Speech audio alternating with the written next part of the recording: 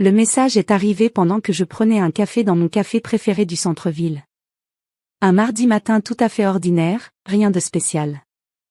Je faisais défiler mon téléphone, à moitié réveillé, quand le message de maman est apparu à l'écran.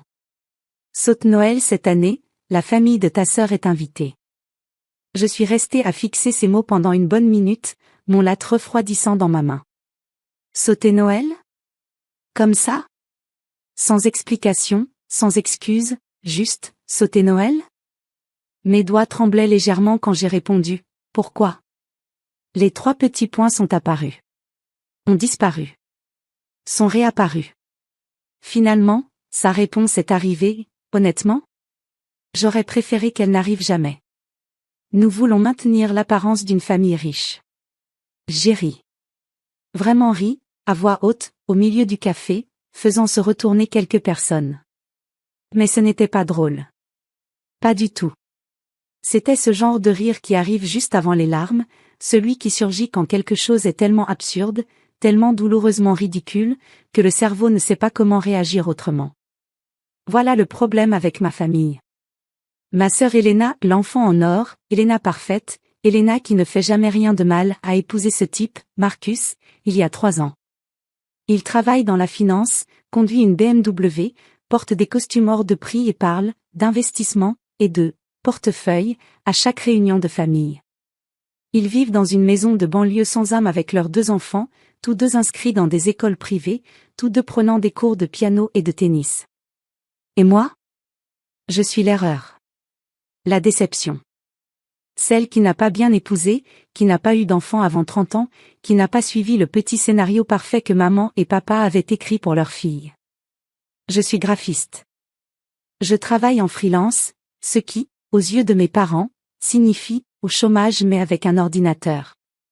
Je vis seule, ce qui se traduit apparemment par seule et désespérée. Et je conduis une Honda de 7 ans, qui fait figure de trottinette à côté de la BMW de Marcus. Mais voilà ce que maman et papa ne racontent pas lors de leur dîner chic, cette belle maison dans laquelle ils vivent? Celle avec la pelouse parfaitement entretenue et le garage 3 voitures? Celle où ils accueillent Elena, Marcus et les petits-enfants à chaque fête, exhibant leur famille réussie aux voisins. Oui. C'est moi qui ai acheté cette maison. Il y a 5 ans, quand l'entreprise de papa a fait faillite et qu'ils étaient sur le point de tout perdre, j'ai vidé mes économies. Chaque centime que j'avais mis de côté pour mon avenir, mes rêves, ma maison, un jour, je leur ai donné. Pas prêté. Donné. Parce que c'est ce que fait la famille, non? C'est ce que font les bonnes filles. Ils ont promis de me rembourser. Juste le temps de nous remettre sur pied, avait dit papa, les larmes aux yeux. Tu nous sauves, ma chérie. 5 ans plus tard, j'attendais toujours qu'ils se remettent sur pied. J'attendais toujours la moindre reconnaissance de ce que j'avais sacrifié. Je continuais d'aller au dîner de famille dans ma Honda, honteuse, à écouter maman se vanter des réussites d'Elena pendant que je poussais les pâtes dans mon assiette. Et maintenant ça. Sauter Noël. Parce que ma présence, moi, la véritable propriétaire de la maison dans laquelle ils vivaient, ruinerait l'esthétique de leur image parfaite de famille riche. Je suis restée dans ce café encore 1 heure, à fixer mon téléphone. La partie rationnelle de mon cerveau me criait de me calmer, de réfléchir, de ne rien faire d'irréfléchi. Mais l'autre partie, celle qui avait été silencieuse, accommodante et compréhensive pendant 5 longues années, en avait finalement assez. Mes doigts ont bougé presque tout seuls sur l'écran. Alors je vous suggère de louer une maison sur Airbnb pour faire semblant qu'elle est à vous, parce que celle dans laquelle vous êtes, je la mets en vente demain. Envoyez. Pendant environ 30 secondes, il y eut le silence. Un silence magnifique, paisible. J'ai pris une gorgée de mon latte désormais froid et j'ai ressenti quelque chose que je n'avais pas ressenti depuis des années, du pouvoir. Du contrôle. La fin du bullshit. Puis mon téléphone a explosé. Littéralement, j'avais l'impression qu'il allait vibrer et tomber de la table. Appel après appel après appel. Maman. Papa. Maman encore. Elena. Papa. Maman. Marcus, pour une raison quelconque. Maman. Maman. Maman. En quelques minutes, 48 appels manqués s'affichaient sur mon écran. J'ai posé mon téléphone face contre la table et commandé un autre latte. Quand je suis rentré chez moi ce soir-là, il y avait 73 appels manqués et environ 1 million de messages. Je les ai parcourus en réchauffant des restes de nourriture chinoise, honnêtement. C'était comme regarder une crise psychologique se dérouler en temps réel par messages interposés. Les messages de maman sont passés de la colère, comment oses-tu nous menacer, à la manipulation, après tout ce que nous avons fait pour toi, puis au désespoir pur et simple, s'il te plaît, on peut en parler, ne fais rien de précipité. Ceux d'Elena étaient surtout remplis d'indignation moralisatrice. Tu vas vraiment rendre tes propres parents sans abri pour une rancune mesquine? Grandis un peu. Ceux de papa étaient les plus difficiles à lire. Ils étaient calmes, abattus. Je pensais que nous t'avions mieux élevé que ça. Celle-là a failli m'avoir. Elle a presque réussi à me faire décrocher le téléphone et tout annuler. Parce que c'est ça, la manipulation émotionnelle quand elle vient de vos parents, ça fonctionne. C'est fait pour fonctionner. Ils ont eu toute votre vie pour apprendre exactement quel bouton appuyer. Mais alors je me suis rappelé ce message. Saute Noël. Maintiens l'apparence d'une famille riche. J'ai fait abstraction de tout le bruit et j'ai fait ce que j'aurais dû faire depuis des années. J'ai appelé mon agente immobilière. Jennifer a répondu à la deuxième sonnerie. Et? Ça fait longtemps. Quoi de neuf? J'ai besoin de vendre un bien. Ok, parfait. Lequel? Celui de Maple Street. La maison avec 3 chambres et le grand jardin. Il y a eu un silence. La maison de tes parents? Ma maison, ai-je corrigé. Celle dans laquelle mes parents vivent. J'en ai fini d'attendre qu'ils me remboursent. J'ai besoin de la vendre et de commencer réellement ma vie. Jennifer est restée silencieuse un instant. Puis. Pour quand? Demain, c'est trop tôt. Elle a ri, mais pas d'un rire moqueur. D'un rire fier. Demain, ça marche. Je passerai vers 10 heures, je prendrai des photos, on lancera la paperasse. Ça va partir très vite, ce quartier est extrêmement recherché en ce moment. Après avoir raccroché, j'ai enfin écouté l'un des messages vocaux. Un seul. C'était maman, et elle pleurait. S'il te plaît, ma chérie, s'il te plaît, ne fais pas ça. Où est-ce qu'on ira? On ne peut pas se permettre de louer quelque chose de correct. Qu'est-ce que les gens vont penser? Noël de ta sœur sera gâché. Les petits-enfants pensent aux petits-enfants. Ils ne méritent pas un beau Noël chez mamie et papy? Je l'ai supprimé.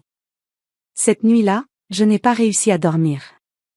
Pas parce que je me sentais coupable, bon, peut-être un peu, mais surtout parce que je repensais à tous les Noëls passés assises à cette table, dans cette maison, à regarder maman s'agiter autour des enfants d'Elena tout en ignorant presque complètement mon existence.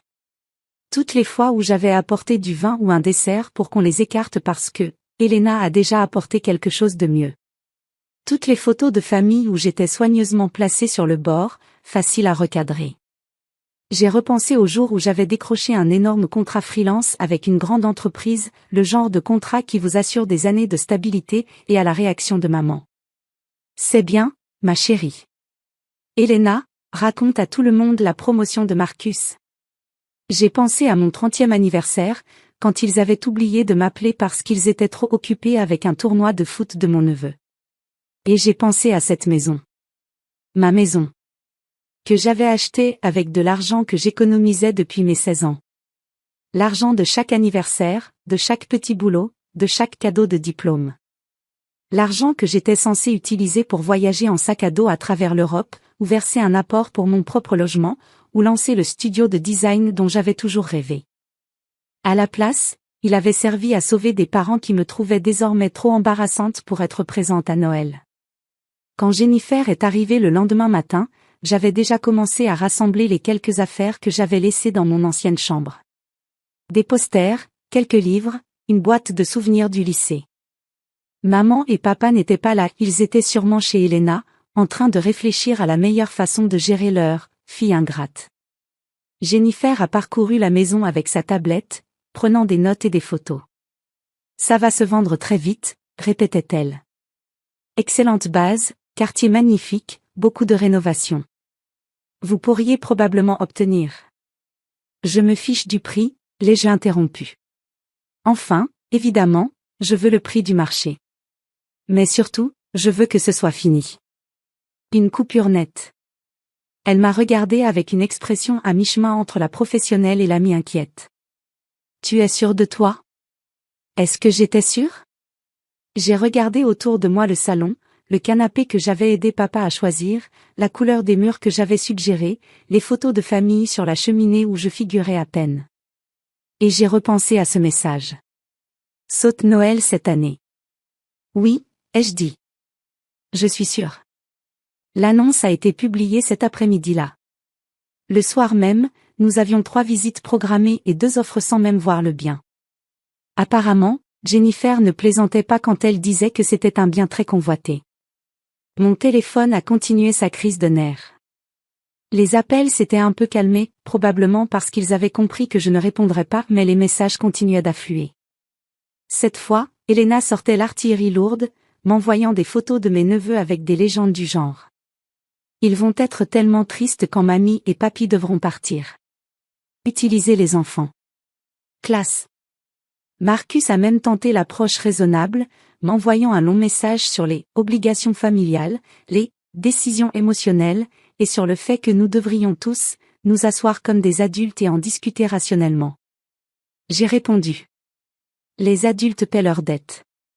J'attends toujours. La première visite a eu lieu jeudi. Jennifer m'a appelé après. 2 des 3 visiteurs veulent faire une offre. Ils sont prêts à prouver, prêts à aller vite. Ça pourrait être bouclé avant Noël. Noël. L'ironie ne m'a pas échappé. Ce soir-là, papa est finalement venu à mon appartement. Je l'ai vu à travers le Judas, l'air plus vieux que dans mes souvenirs, les épaules voûtées. Pendant une seconde, juste une seconde, j'ai failli ne pas ouvrir. Mais je l'ai fait. On doit parler, a-t-il dit doucement. Je l'ai laissé entrer, mais je ne lui ai pas proposé de café ni de s'asseoir. Il est resté debout dans mon minuscule salon, regardant autour de lui comme s'il découvrait mon espace pour la première fois. Peut-être que c'était le cas. Il n'était jamais venu auparavant. C'est vraiment très joli, a-t-il dit en désignant vaguement mon mur de création graphique, mon coin lecture chaleureux, ma vie soigneusement construite. Tu t'en es bien sorti. Merci. Un long silence. Ta mère, elle ne voulait pas dire ça comme ça, a-t-il fini par dire. À propos de Noël. À propos de cette histoire d'apparence. Elle est juste, stressée par l'argent, par le fait de suivre le rythme des voisins, par le fait de prétendre être ce que vous n'êtes pas? Il a sursauté. Ce n'est pas juste. Ah oui? Je me suis assise, surtout parce que mes jambes tremblaient. Papa, je vous ai tout donné. Toutes mes économies. Mon avenir. Et pendant 5 ans, pas une seule fois tu ne l'as reconnu. Pas une seule fois tu ne m'as demandé comment j'allais, si j'avais besoin d'aide, si j'allais bien. Vous avez pris mon argent et ensuite vous avez agi comme si c'était moi la honte de la famille. Nous sommes reconnaissants. Alors rembourse-moi. Les mots sont sortis plus forts que je ne l'avais voulu. Si vous êtes si reconnaissant, rembourse-moi. Ou au minimum, ne m'excluez pas de Noël parce que ma voiture n'est pas assez chère pour votre image. Il a ouvert la bouche. La refermée. Puis la rouverte. On ne peut pas te rembourser maintenant. Tu le sais. L'entreprise est encore en train de se remettre, depuis 5 ans. Pendant ce temps, Elena et Marcus viennent dîner toutes les semaines. Les petits-enfants reçoivent des jouets, des cadeaux, des fonds pour l'université. Maman se fait coiffer dans ce salon hors de prix. Vous êtes parti en croisière l'été dernier. Ne me dis pas que vous ne pouvez pas me rembourser, dis-moi la vérité. Que vous n'avez jamais eu l'intention de le faire. L'expression sur son visage m'a tout dit. Que j'avais raison. Qu'ils avaient passé 5 ans à espérer que j'oublie, ou que je sois trop polie pour en parler, ou que je reste là, bonne fille, qui se sacrifie sans jamais se plaindre.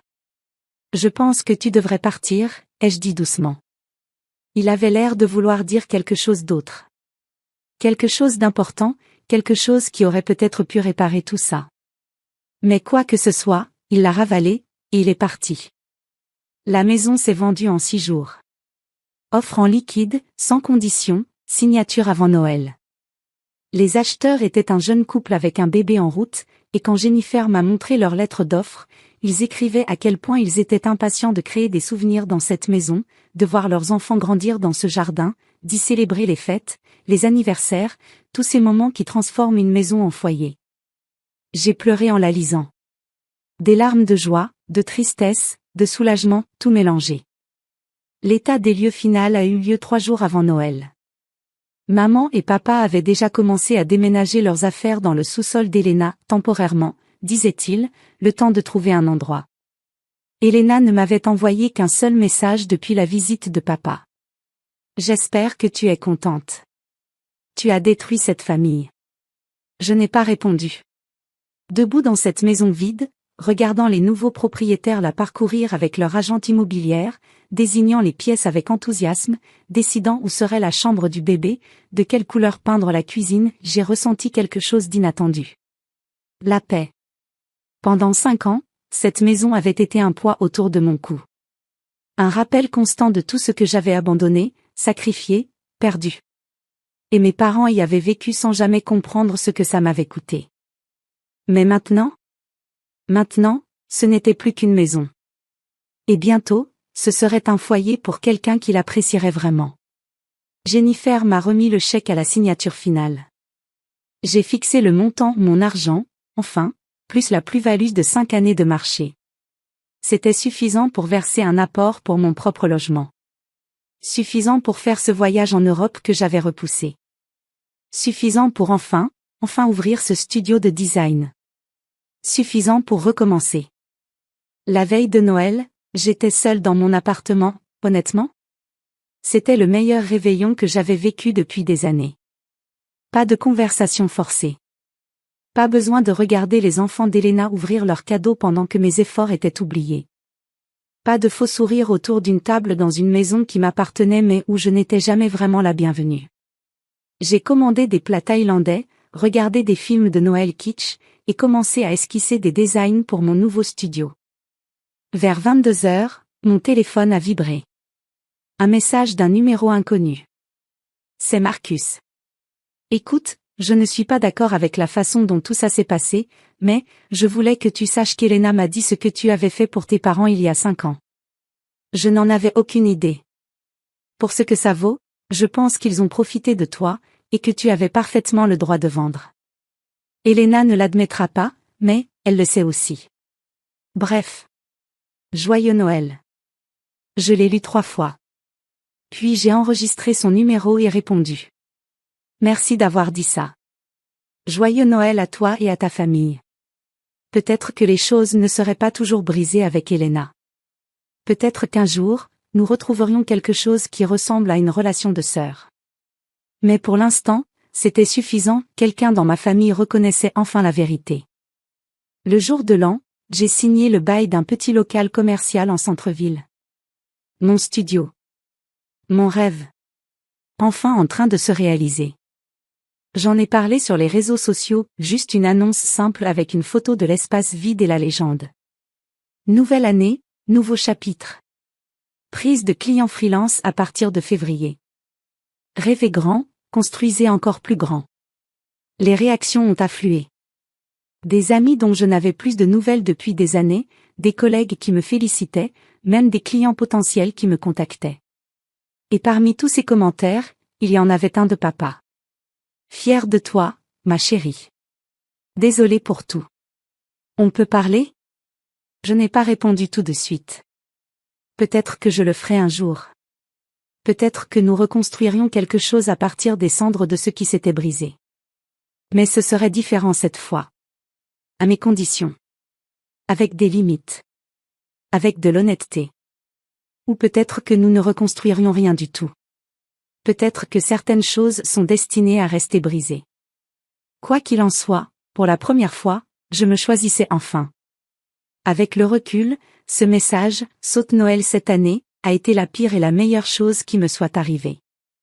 Le signal d'alarme dont j'avais besoin, la goutte de trop qui a fait céder des années de conditionnement, de culpabilité et de besoin de plaire. Parfois, l'acte le plus aimant envers soi-même, c'est de partir. Même loin de sa famille.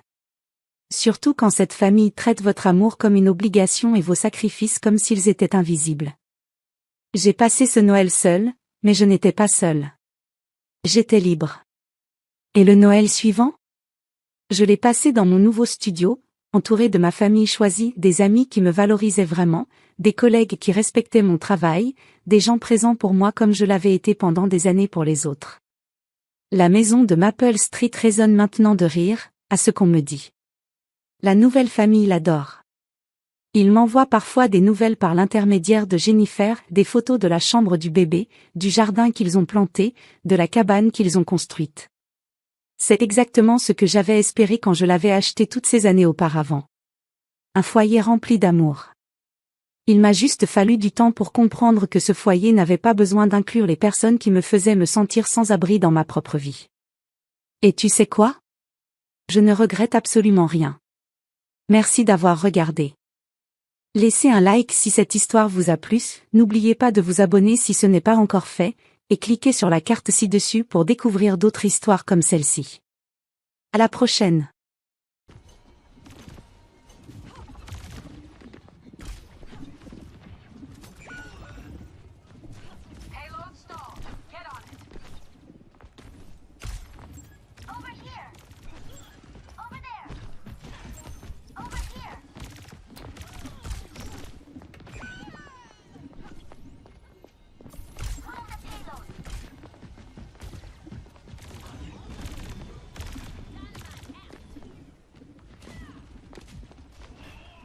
What do you mean?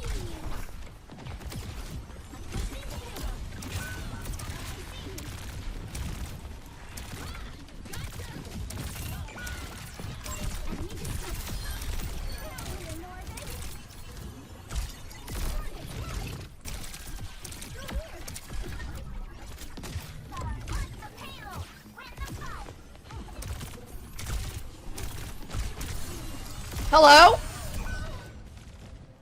I'm being de-resurrected.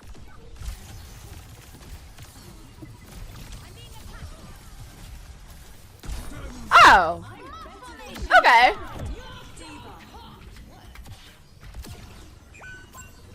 What the fuck?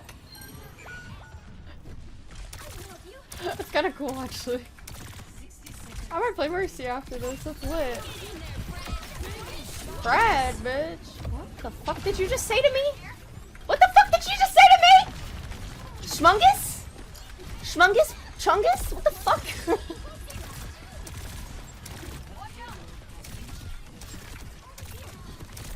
You are evil. Sorry, Dayan.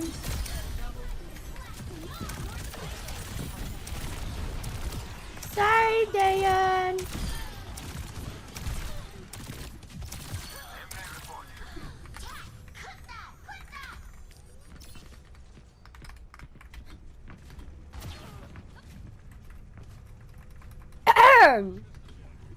Pressing Q! I need to play Cat because I want to hear the voice lines.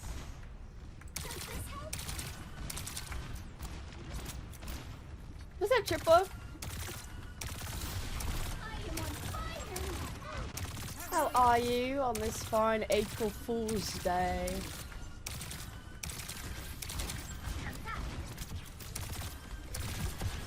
What in the what are those? Martian?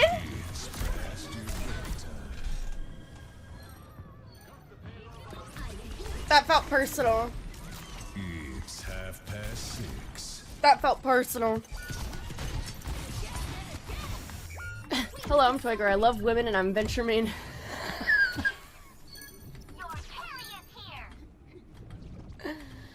I actually really like this Juno speed ring. It's pretty sweet.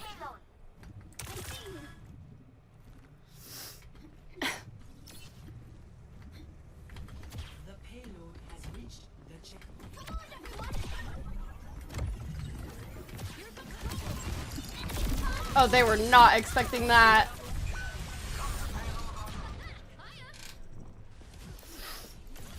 Dude, yeah, I actually think that's a cool idea. Like, the trampoline park's pretty sweet.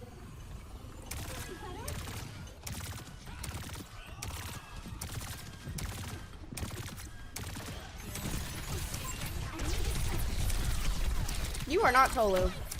What? I didn't mean to say that.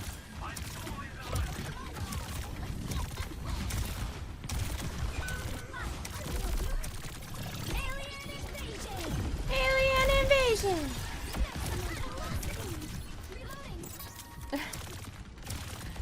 Can Juno make out? Probably. What the schmungus? What is a schmungus?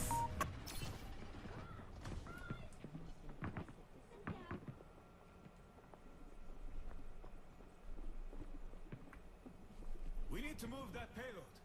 Move the payload. Roger. Enemy spotted.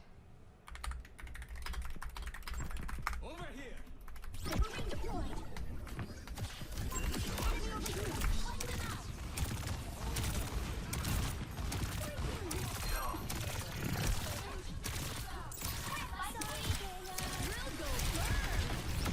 Drill go burr. I'm the biggest bird, I'm the biggest bird, I'm the biggest bird, I'm the biggest bird, I'm the biggest bird, I'm the biggest bird, I'm the biggest bird, I'm the biggest bird, I'm the biggest bird, I'm the biggest bird, I'm the biggest bird, I'm the biggest bird. I'm the biggest bird, I'm the biggest bird, I'm the biggest bird. I would love to be half microwave. Fast in no time. They cannot stop all of us.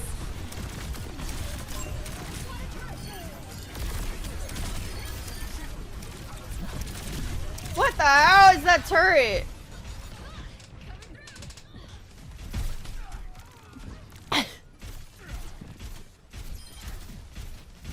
Me when I'm the biggest bird.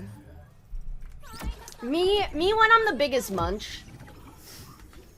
Me when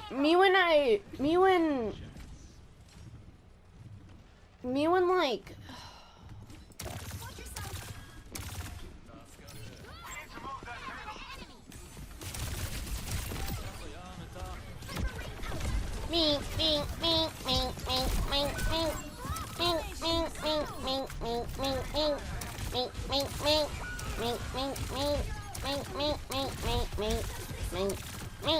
me the biggest clit in Overwatch. It's mine.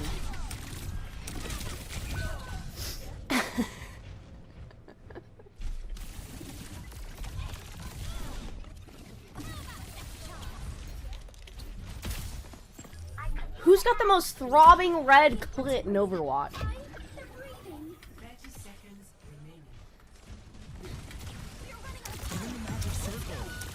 Get in the magic circle. Hello.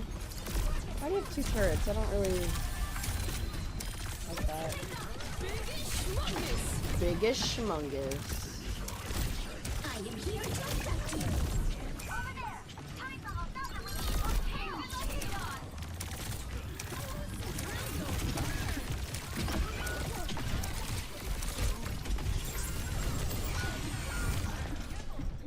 Chungai.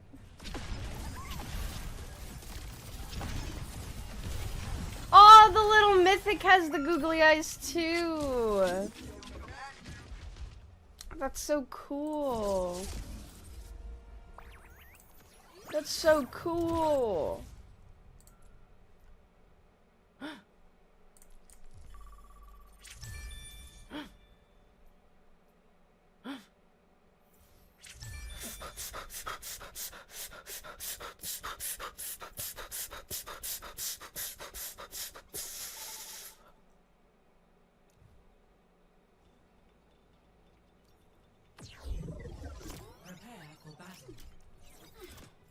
Damn it! I wanna play cat. Dang it! I forget. Quick play's hard to snipe. Need help selecting a hero? Meow, meow, meow, meow, meow, meow, meow. Wait, the eyes are there for 2 weeks? That's gonna bug me. Oh, that's gonna bug me. Hi, Moss. Sport. I like that word.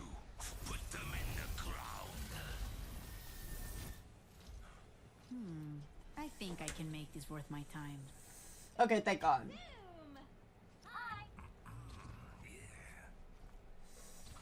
What matters is that we fight to the very last second. Increasing our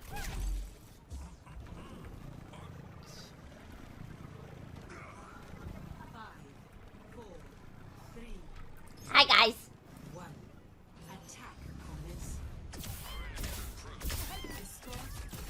Why am I being assaulted? Why am I being assaulted? Why am I... Okay, what's above me?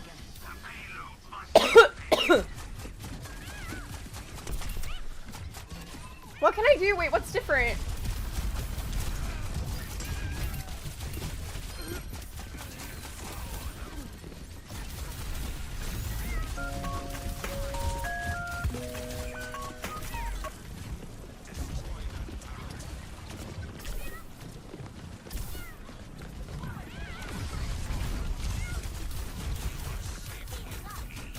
I really don't know what's different.